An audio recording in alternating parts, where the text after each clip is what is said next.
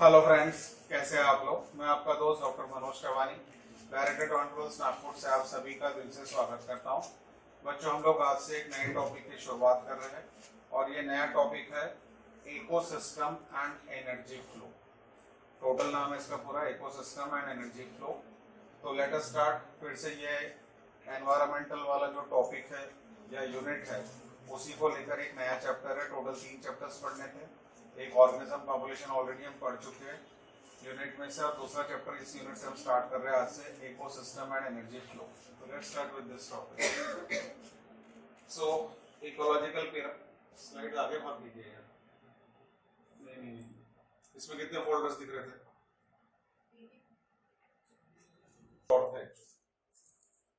चलो ये आगे का पोर्शन है, पहले पढ़ लेते हैं। इकोसिस्टम और एनर्जी फ्लो है। एनर्जी पहले आगे, इकोसिस्टम बाद में आने वाली है। तो चलो ठीक है, यहाँ से पढ़ने की शुरुआत करते हैं। So the representation of food chain in the form of a pyramid is called as ecological pyramid. Pyramid मतलब मिस्र की पिरामिड आपने देखे होंगे, पिक्चरों में देखे होंगे। इजिप्ट तो जाना अभी तक हुआ नहीं होगा, मैं भी नहीं गया अभी तक, मैंने भी फोटोग्राफ में देखे। पिरामिड्स के अंदर ऐसा बोलते हैं इजिप्ट में मम्मीज लोग रहती है, विदाउट पापा, विदाउट बच्चे।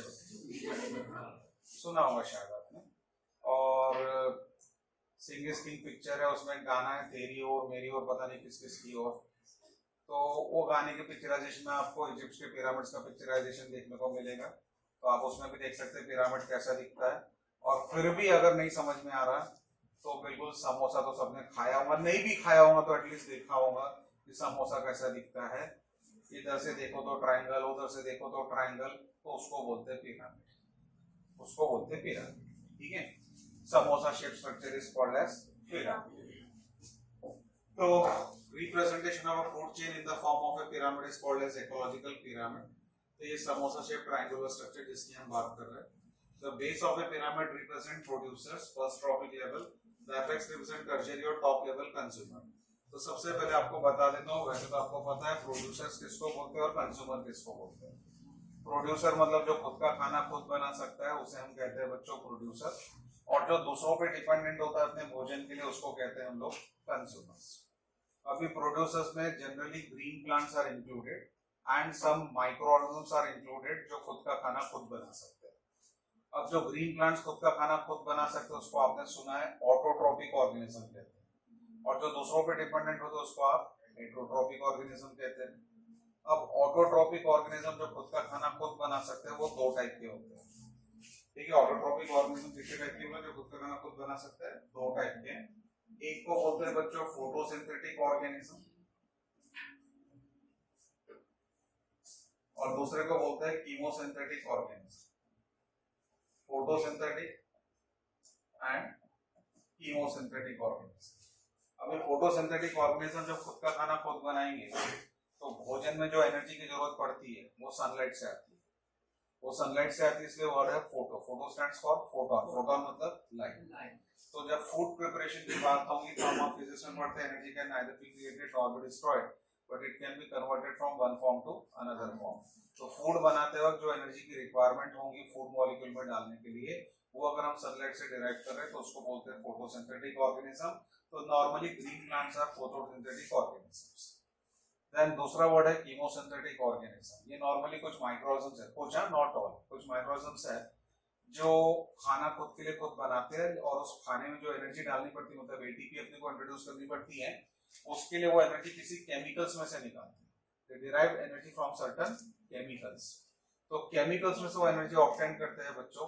इस वजह से हम लोग उसके नाम में वर्ड लिखते हैं कीमोसिंथेटिक। नाम में कौन सा वर्ड लिखते हैं? कीमोसिंथेटिक। तो अगर फूड में डालने वाली एनर्जी सनलाइट से आएंगी तो फोटोसिंथेटिक, और केमिकल्स में से आएंगी तो कीमोसिंथेटिक। तो ऐसे दो टाइप के आपके पास कौन रहते हैं बेटा? प्रोड्यूसर्स यानी कि ऑटोट्रोपिक ऑर्गेनिज्म। ठीक है, अब उसके बाद कंज्यूमर्स कोई भी हो सकता है। वो हर्बीवोरस एनिमल हो सकता है, जैसे कि डियर। कार्निवोरस एनिमल हो सकता है, शायद फॉक्स हो सकता है, शायद टाइगर हो सकता है, एक्सेट्रा। तो हर्बीवोरस एनिमल भी आपको पता है कौन होता है? जो प्लांट प्रोडक्ट्स खाता है। प्लांट प्रोडक्ट्स खाता है उसको बोलते हैं हर्बीवोरस, और जो फ्लैश यानी मांस या मीट खाता है उसको बोलते हैं आप कार्निवोरस एनिमल। ठीक है, तो हर्बीवोरस एनिमल हो या कार्निवोरस एनिमल हो, वो खुद का खाना खुद तो नहीं बना रहा, किसी और पे डिपेंडेंट रहता है फूड पर्पस के लिए। इसीलिए ये सबको क्या बोलते हैं बेटा, कंज्यूमर्स। इन सब के लिए वर्ड क्या यूज करते हैं हम, कंज्यूमर। तो ये कंज्यूमर कौन है, प्रोड्यूसर कौन है, ये दोनों वर्ड समझ में आ गए अच्छे से, आया ना, ठीक है। अब यहाँ पे देखो, ये जो आपने एक छोटा सा पिरामिड बनाया है, इसमें सबसे नीचे में हमने देखा है ग्रीन प्लांट्स को। अभी ग्रीन प्लांट्स मतलब वो कौन से वाले हो गए बेटा, फोटोसिंथेटिक ऑर्गेनिजम्स हो गए, जो खुद का खाना खुद बना सकते हैं, ठीक है। फिर यहाँ पर जो आपको दिखाया जा रहा है, ये grass eating, plant eating animals हो गए, यानी कि हर्बीवोरस एनिमल जिसको आप बोलते हैं, ठीक है। और यहाँ पे जो है फ्लैश ईटिंग एनिमल को हम दिखा रहे हैं, दैट इज कार्निवोरस एनिमल को हम दिखा रहे हैं। इसमें टोटल हमने दिखा सिर्फ 3 लेवल के एनिमल्स, हमने यहाँ पे दिखाया 3 लेवल के एनिमल्स। तो ये हो गया ट्रॉपिक लेवल 1 रैंक, ये हो गया ट्रॉपिक लेवल 2 रैंक, इसको बोलते हैं ट्रॉपिक लेवल 3 रैंक। पर मेजॉरिटी फूड चेन्स में आपको दिखेगा 4 लेवल्स दिखेंगे, 4 levels. Green plants producers, herbivorous animal trophic level 1, उसके बाद स्मॉल कार्निवोरस एनिमल का एक कैटेगरी दिखेगा, और फिर ऐसे लार्ज कार्निवोरस एनिमल का एक कैटेगरी दिखेगा। तो आमतौर पे we divide that pyramid into 4 categories, plants as first rank trophic level 1, herbivorous animal as trophic level 2, small carnivorous animal as trophic level 3, and top में आपको कौन मिलेंगे बेटा, लार्ज कार्निवोरस एनिमल्स। अब ये जो पिरामिड है इसको हम 3-4 तरीके से डिस्कस करने वाले हैं बोला, pyramids of number, pyramid of biomass, pyramid of energy. Numbers यानी संख्या, बायोमास एक नया वर्ड हो सकता है, कुछ बच्चों के लिए उस पर डिस्कस करेंगे, और बाद में हम एनर्जी के लिए बात करेंगे। अब पिरामिड ऑफ नंबर सबसे सिंपल है, आप एक जंगल को इमेजिन कर लो, आप एक जंगल को इमेजिन कर लो। तो ये पिरामिड ऐसा क्यों, आपको उसका लॉजिक समझ में आएगा। इस पिरामिड के हिसाब से सबसे बड़ा एरिया किसके पास है, इस ड्राइंग में प्लांट्स के पास, मतलब प्रोड्यूसर्स के पास सबसे बड़ा एरिया है, मतलब they are more in numbers. उससे थोड़ा कम एरिया हर्बीवोरस एनिमल के पास, और उससे भी कम एरिया। तो ये ड्राइंग देखकर इतना हम एनालिसिस कर पा रहे कि नहीं कर पा रहे। तो आप इमेजिन ताड़ोबा जंगल, इमेजिन ताड़ोबा जंगल। तो ताड़ोबा जंगल में नंबर ऑफ ग्रीन प्लांट्स या number of deer herbivorous animal, वहां जिराफ नहीं मिलेगा। ये फोटोग्राफ में वाले जिराफ दिख रहे हैं तुमको, वहां जिराफ नहीं दिखेगा। तो बच्चों बताओ, नंबर ऑफ ग्रीन प्लांट ज्यादा मिलने वाले ताड़ोबा जंगल में कि हर्बीवोरस एनिमल ज्यादा? तो ग्रीन प्लांट की संख्या, ताड़ोबा जंगल ग्रीन प्लांट की संख्या सबसे ज्यादा है, मतलब एक प्लांट मतलब इसको काउंटिंग में बना जाए। समझ में आ गया बेटा? तो ये आ गए आपके ग्रीन प्लांट्स सबसे ज्यादा बल्कि नंबर। अब आप पूरे जंगल के हर्बीवोरस एनिमल गिन लो, डियर को गिन लो, रैबिट को गिन लो, जितने होंगे सब गिन डालो, जंगली बफेलोस होंगे, व्हाटएवर, ठीक है। जितने आपके पास उस जंगल में हर्बीवोरस एनिमल्स होंगे, मतलब जो पेड़ पौधों को खा के जिंदा रहते हैं, जितने भी होंगे सबको काउंट कर लिया, तो उनकी संख्या पेड़ से ज्यादा जाएंगी, पेड़ से कम जाएंगी, कम जाएंगी। इसलिए उनका ग्राफ का एरिया क्या है, थोड़ा छोटा। ये पॉइंट में समझ में आ गया सभी को? और जो लार्ज स्मॉल कार्निवोरस पकड़ लो, स्मॉल कार्निवोरस मान लो जंगल में लोमड़ी होंगी, और भी कुछ हो सकते हैं स्मॉल कार्निवोरस एनिमल्स, तो डेफिनेटली उनकी संख्या क्या होगी, हर्बीवोरस के मुकाबले भी कम रहेगी। और तो लार्ज कार्निवोरस तो और भी कम, मतलब जो टाइगर, लेपर्ड्स या लॉयन जिसको हम बोलते हैं, चीताज बोलते हैं, बिग कैट्स, इनकी संख्या तो और भी लिमिटेड रहती है, और भी कम रहती है, ठीक है। अब जैसे जैसे मैं अभी संख्या की बात कर रहा हूं, तो आप देखो हम किसकी चर्चा कर रहे हैं, पिरामिड ऑफ नंबर्स की बात कर रहे हैं। तो अभी हमने फॉरेस्ट इकोसिस्टम की बात की। अब फॉरेस्ट इकोसिस्टम में क्या हो गया, सबसे ज्यादा कौन मिले, प्लांट्स, उससे कम हर्बीवोरस यानी ट्रॉपिक लेवल 1 वाले, सॉरी ट्रॉपिक लेवल, प्लांट्स हमेशा ट्रॉपिक लेवल 1 पे रहेंगे, प्रोड्यूसर। हर्बीवोरस एनिमल हमेशा ट्रॉपिक लेवल 2 पे रहेंगे। स्मॉल कार्निवोरस ट्रॉपिक 3 और लार्ज कार्निवोरस ट्रॉपिक 4। अगर आप स्मॉल को नहीं दिखा रहे, डायरेक्ट लार्ज को दिखा रहे, तो वो ट्रॉपिक 3 पे आ जाएगा, ठीक है। तो अब संख्या के हिसाब से आप देखेंगे पिरामिड ऑफ नंबर को, तो नंबर के हिसाब से अगर आप नोटिस कर रहे हो तो सबसे ज्यादा फॉरेस्ट इकोसिस्टम में ग्रीन प्लांट्स है, उससे कम हर्बीवोरस एनिमल है, उससे भी कम स्मॉल कार्निवोरस एनिमल है, और उससे भी कम कौन है, लार्ज कार्निवोरस टाइगर, लेपर्ड जैसा है। पॉइंट समझ में आ गया बेटा? तो उम्मीद करो पिरामिड ऑफ नंबर कॉन्सेप्ट ध्यान में आया क्या, कोई दिक्कत इसमें? पिरामिड ऑफ बायोमास भी है पहले, लेकिन अब पिरामिड ऑफ नंबर को देख लेते हैं। ये ग्रासलैंड इकोसिस्टम पे बात कर रहा है। तो प्राइमरी प्रोड्यूसर्स संख्या बता दी उसने आपको। ये तो फिगर्स आपको याद नहीं रखने, ये सिर्फ आपको बताने के लिए कि भैया हमने कोई ग्रासलैंड इकोसिस्टम देखा। प्राइमरी प्रोड्यूसर्स यानी कौन? ग्रीन प्लांट्स, ठीक है। प्राइमरी कंज्यूमर यानी कौन? Herbivorous animals. सेकेंडरी कंज्यूमर्स यानी कौन? स्मॉल साइज वाले कार्निवोरस एनिमल्स। और टर्शियरी कंज्यूमर्स यानी कौन? बड़े वाले कार्निवोरस एनिमल्स, ठीक है।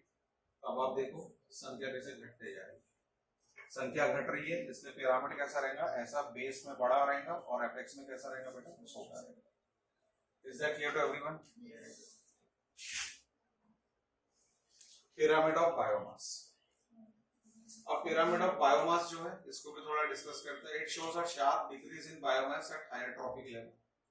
Inverted pyramid of biomass, small standing crop of phytoplankton supports large standing crop of zooplanktons. ये phytoplankton zooplankton वर्ड कहाँ मिलते हैं? ये शब्द वाले ऑर्गेनिज्म कहाँ मिलते हैं? phytoplankton, zooplankton, ये ऑर्गेनिज्म मेरे को कहाँ मिलते हैं? Very good, excellent, clap for. ये लोग पानी में रहते हैं, ये लोग पानी में रहते हैं। ये एक्वेटिक इकोसिस्टम का एग्जांपल है। ये एक्वेटिक इकोसिस्टम पे, एक्वेटिक मतलब पानी वाला, ठीक है। अभी यहाँ पर जो नॉर्मली जब भी हम सोचते हैं, हम लैंड के बारे में सोचते हैं, धरती पे रहने वाले जीव जंतुओं के बारे में नॉर्मली हम प्लान करते हैं, क्योंकि उनके साथ हमारा इंटरेक्शन ज्यादा हुआ है as compared to aquatic ecosystem. तो हमारा सोच ज्यादातर एग्जाम्पल्स के पॉइंट ऑफ व्यू से सबसे पहले कहाँ दौड़ता है? जमीन पे रहने वाले जीव जंतुओं के बारे में हम सबसे पहले प्लान करते हैं, सोचते हैं, ठीक है। अब यहाँ पर आते हैं, देखिए क्या हो रहा है। बायोमास।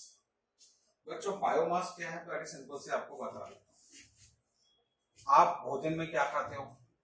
आइदर कार्बोहाइड्रेट या प्रोटीन या फैट्स। विटामिन्स मिनरल्स तो माइक्रो न्यूट्रिएंट्स है, वो अलग चीज है। अभी आप कार्बोहाइड्रेट खाओगे तो आपको बॉडी को क्या मिला? Carbon, hydrogen, oxygen. आप लिपिड खाते हो तो बॉडी को क्या मिलता है? Carbon, hydrogen, oxygen.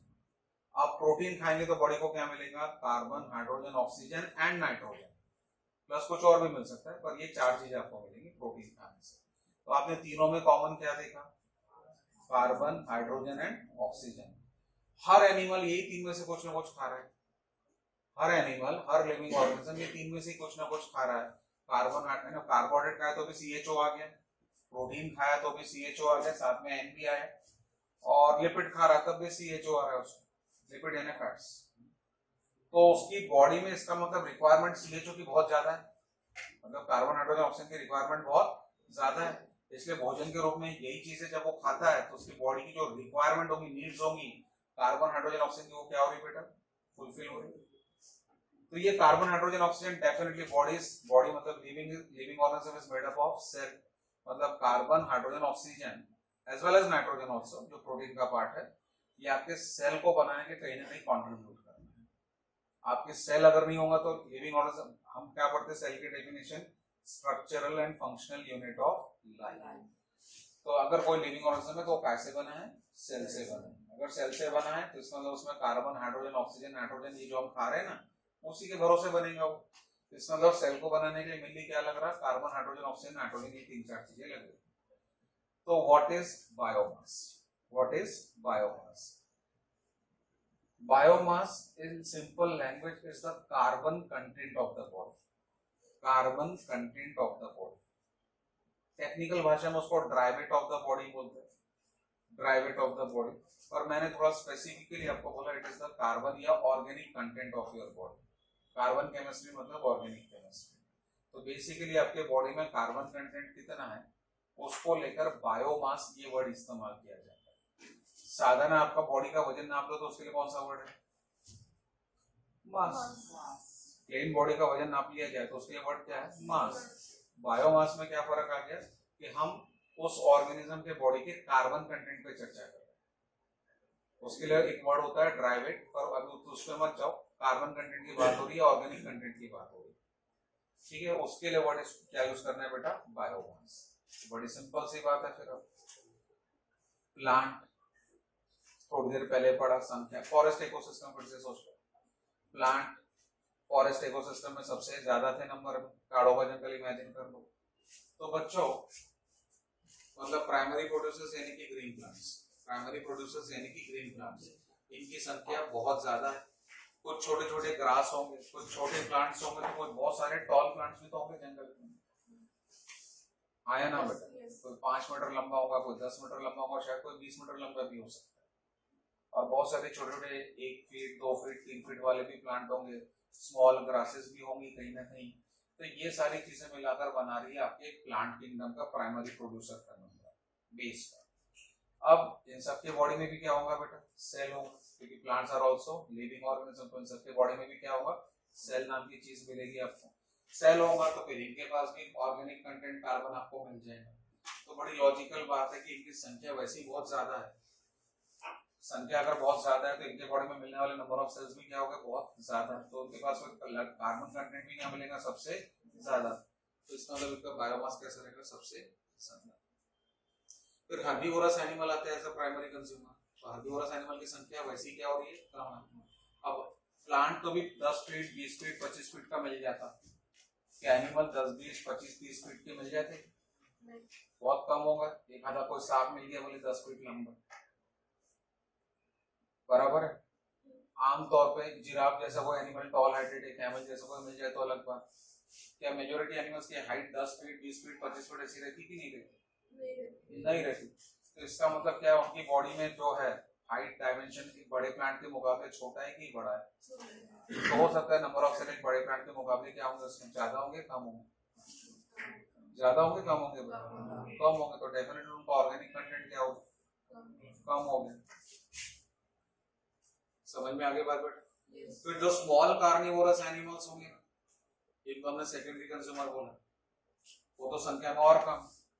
और लार्ज कार्निवोरस एनिमल पूरे जंगल में, जैसे भी टाइगर की बात करेंगे तो हो सकता है 10 होंगे 20 होंगे 30 होंगे 40 होंगे 50 होंगे, इससे ज्यादा नहीं मिलते एक जंगल में शेर, एटलीस्ट इंडियन जंगल्स की बात कर रहे हैं। तो लार्ज कार्निवोरस की संख्या तो वैसी बहुत कम हो जाती। समझा क्या? हो सकता है ताड़ोबा जंगल में डियर जैसे हर्बीवोरस एनिमल की संख्या हजारों में हो सकती है, मुझे नहीं मालूम कितनी है, मैं अंदाजा बता रहा हूँ। But if I talk for tiger, it may be very less than 100, less than 100, 30-40 कुछ होंगे, मेरे को नहीं मालूम एग्जैक्ट, मैं अंदाजे से बता रहा हूँ। पर जितने डियर होंगे उतने मिलेगी क्या टाइगर? अरे हाँ या ना? हार्डली, बहुत लिमिटेड नंबर में आप उंगली भी गिन लो इच्छा रहते। तो इसका मतलब एक तो नंबर ही उनका बहुत कम है, तो नंबर ही बहुत कम है तो उनके अंदर मिलने वाला ऑर्गेनिक कंटेंट तो और भी क्या हो गया बेटा? तो उम्मीद करता हूँ ये जो पिरामिड है ऐसा क्यों है, समझ में आ गया बेटा? मतलब ये भी ऐसा ट्रायंगल बने, ठीक है, बना के बताओगे समझ में आ गया? ये भी इस तरीके से ट्रायंगल बनेगा, ठीक है। अब यहां पर आते हैं, let us discuss the concept. Entrance में पूछने के लिए बड़ा इंटरेस्टिंग कॉन्सेप्ट। ये प्राइमरी प्रोड्यूसर तालाब का, नदी का, नाम है इसका फाइटोप्लैंक्टन। आपको वैसे मैंने कई बार सिखाया, फाइटो फाइटा ये वर्ड किसको रिप्रेजेंट करता है? प्लांट को रिप्रेजेंट करता है। PHYT फाइट, PHYTA फाइटा, ये सारे वर्ड किसको रिप्रेजेंट करते हैं बच्चों? प्लांट को। तो डेफिनेटली ये जो है basically aquatic organism plant kingdom का है। अब इसमें तो नाम से समझ में आ रहा है भैया, जूलॉजी, जूलॉजी बोले तो एनिमल के बारे में बात होती है, मतलब ये कोई तो भी एनिमल किंगडम का ऑर्गेनिज्म है और ये कोई तो भी प्लांट किंगडम का ऑर्गेनिज्म। इतना जो बोला समझ में आ गया। अब यहाँ पर जरा ग्राफ को ध्यान से देखो, यहाँ पे ग्राफ को ध्यान से देखो, यहाँ पे क्या होगा देखो, प्राइमरी प्रोड्यूसर यानी फाइटोप्लैंक्टन की संख्या वो बता रहा कम, लेकिन उस पर डिपेंडेंट प्राइमरी कंज्यूमर यानी ज़ूप्लैंक्टन की संख्या क्या बता रहा? हमारे इसमें क्या हो रहा था? प्रोड्यूसर ज्यादा कंज्यूमर कम। यहाँ क्या बता रहा? प्रोड्यूसर कम कंज्यूमर, प्रोड्यूसर कम कंज्यूमर ज्यादा। इसलिए पिरामिड कौन से कैटेगरी में जा रहा? Inverted pyramid. इन्वर्टेड का मतलब समझा क्या?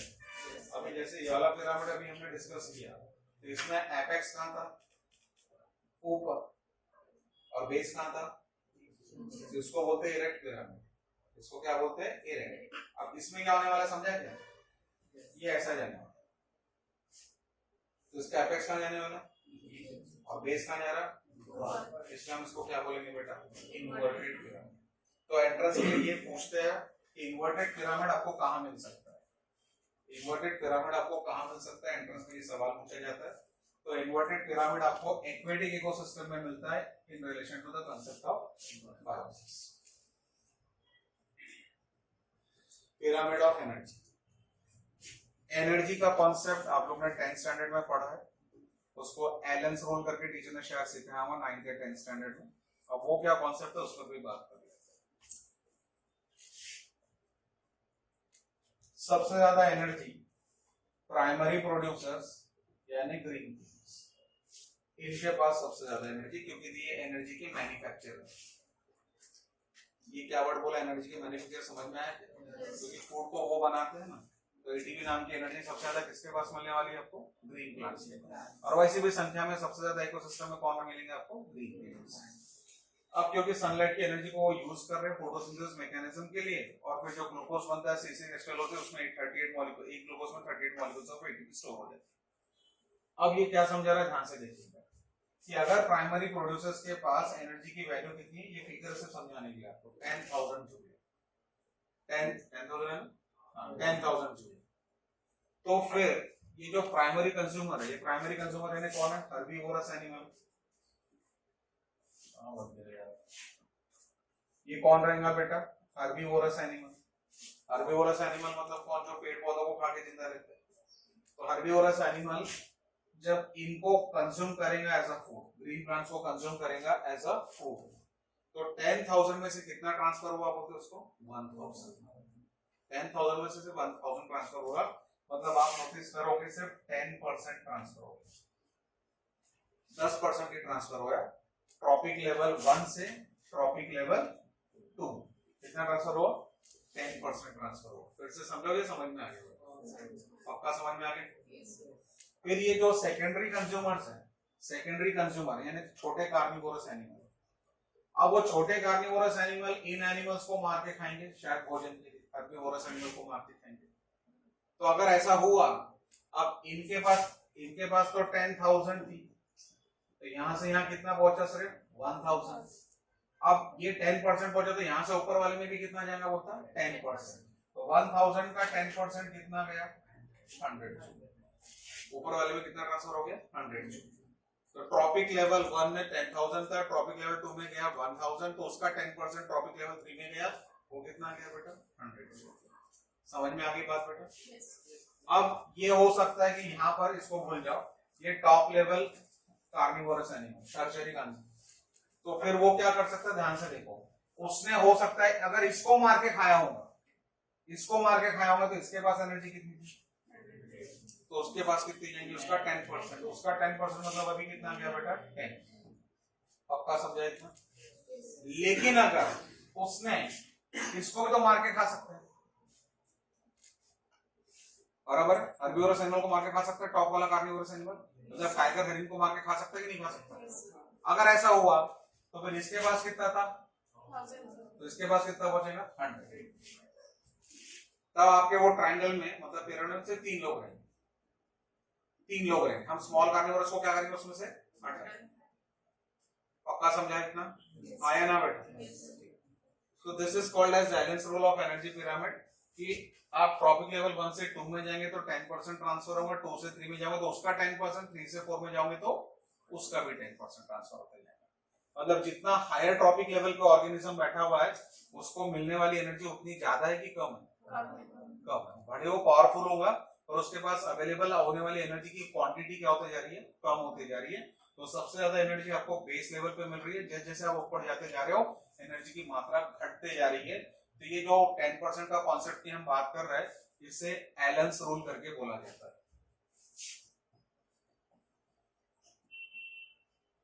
ठीक है, एलेंस रूल अगर हमको डिफाइन करके पूछा एग्जाम में तो हमको ये जवाब देना है कि at every trophic level when the energy is transferred in the form of food, तो कितना ट्रांसफर होता है, सिर्फ 10% ट्रांसफर होता है। इसको कहते हैं एलेंस रूल। इतना समझ में आ गया सारे बच्चों को बेटा?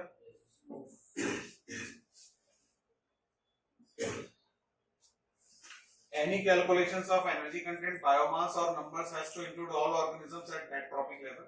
मतलब उस इकोसिस्टम में कितने प्लांट्स है, कितने हर्बीवोरस एनिमल है, सबको इकट्ठा जोड़ना पड़ेगा आपको। A trophic level represents a functional level, not a species as such. A given species may occupy more than one trophic level in the same ecosystem at the same time. ये समझो sentence का मतलब क्या है, ध्यान से देखना. A sparrow is a primary consumer when it eats seeds, fruit, peas, and a secondary consumer when it eats insects and worms. अब इसमें हुआ क्या जरा देखो. ये हमारे पास पिरामिड है. यहाँ पे हमारे पास आके ग्रीन प्लांट जिनको हम कहते हैं प्रोड्यूसर यानी ट्रॉपिक लेवल. ठीक है. अब यहाँ पे मैंने डाला स्पैरो को एज अ प्राइमरी कंज्यूमर यानी कि ट्रॉपिक लेवल 2. तो ये स्पैरो इस पेड़ पे जो फल लगे हुए हैं, ये स्पैरो इस पेड़ पे जो फल लगे हुए हैं उसको कंज्यूम करते हैं. उसके अंदर के सीड्स, नट्स जो भी होते हैं उसको कंज्यूम करके खुद को जिंदा रखते हैं. तो इसका मतलब स्पैरो कौन से रैंक पर है? ट्रॉपिक लेवल 2 पे, क्योंकि it is working as a herbivorous. लेकिन अगर स्पैरो ने इंसेक्ट खाया, छोटे मोटे कीड़े खा लिए उसने, तो फिर अभी वो हर्बीवोरस नहीं हो गया, वो कौन सा हो गया? कार्निवोरस लिस्ट में चला गया. तो फिर मैं स्पैरो को यहाँ नहीं रखूंगा. स्मॉल कार्निवोरस का रैंक यहाँ पर आ रहा है, तो यहाँ पर डालेंगे स्पैरो को. और अब इसको प्राइमरी कंज्यूमर नहीं बोलेंगे, इसको क्या बोलेंगे? Secondary consumer. समझ में आ गई बात? और वो यहाँ पे प्रेजेंट जो इंसेक्ट्स रहेंगे ना, उनको खाने वाले. तो मतलब sparrow can be at trophic level 2 और sparrow can be at trophic level 3 also.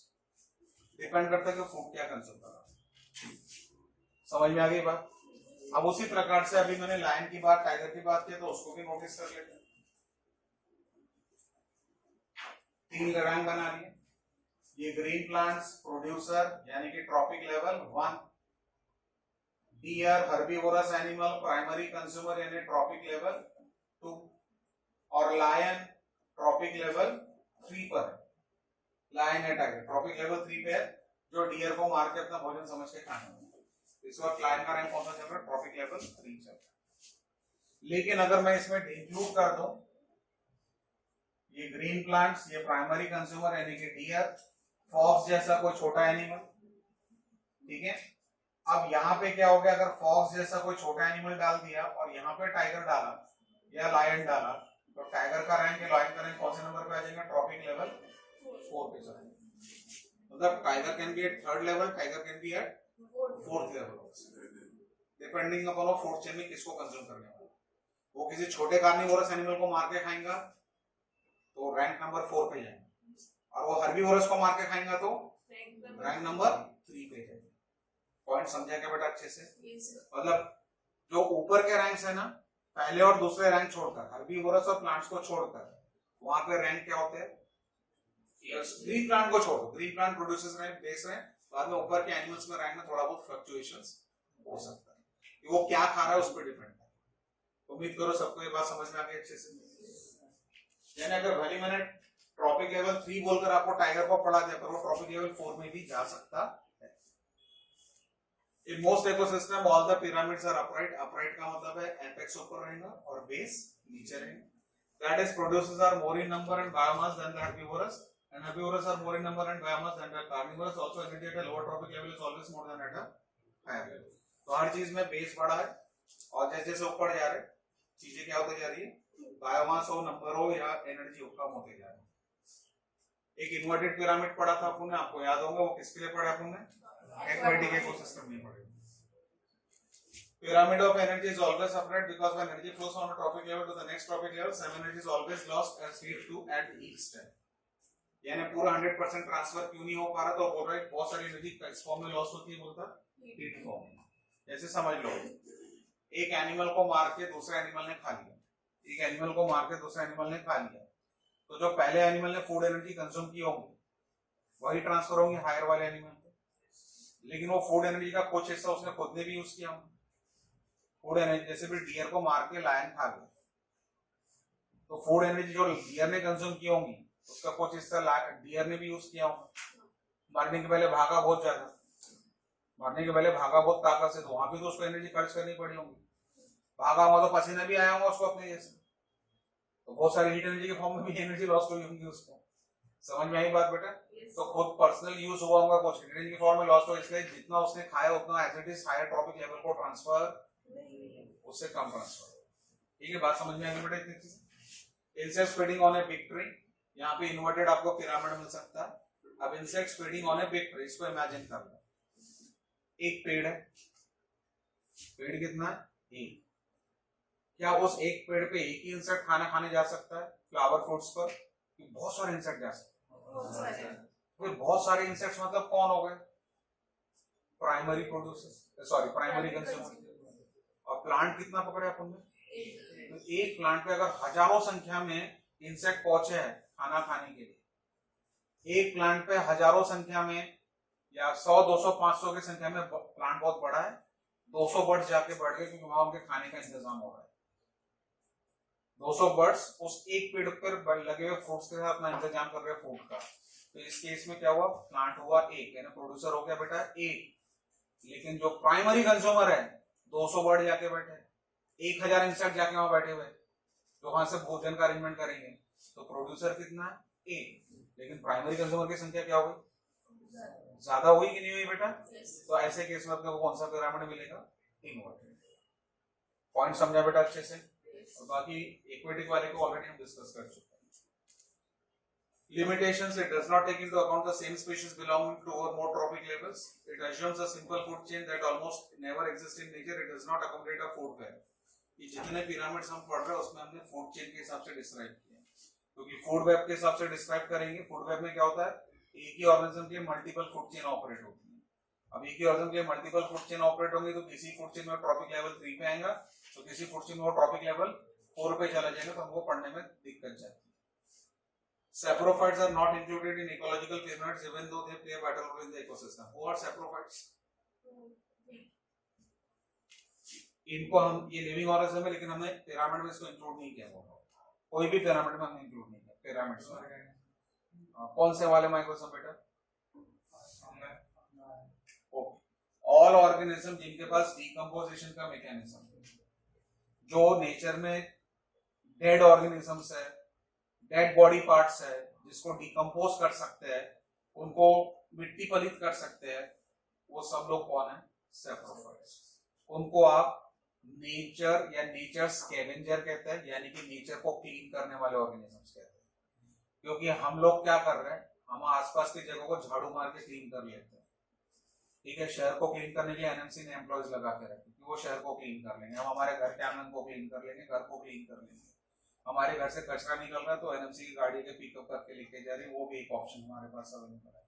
पर नेचर में कहीं पर कोई डेड बॉडी पड़ी है, अब इंसान की डेड बॉडी तो ठीक है, उसको ले जाके दफना रहे, जला रहे, एक्सेट्रा।